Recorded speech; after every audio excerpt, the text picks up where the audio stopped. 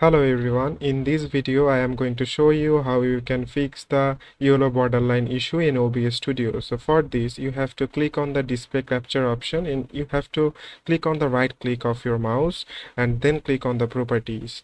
And when you are in the properties you have to change the capture method to DXGI desktop duplication, and after that it will most likely to get fixed. But if it don't get fixed, then you have to go to the settings and click on the privacy and security and then scroll down at the bottom, and when you are in the bottom then you have to click on the screenshot borders, and after clicking on the screenshot borders you have to turn on the screenshot border setting access and also turn on the let apps turn off the screenshot border, and then get back to the setting page again and again. Then you have to scroll down to the bottom and then click on the screenshot and apps, and when you are in the screenshot and apps you have to turn on the screenshot access and also turn on the let apps take screenshots of various windows and displays.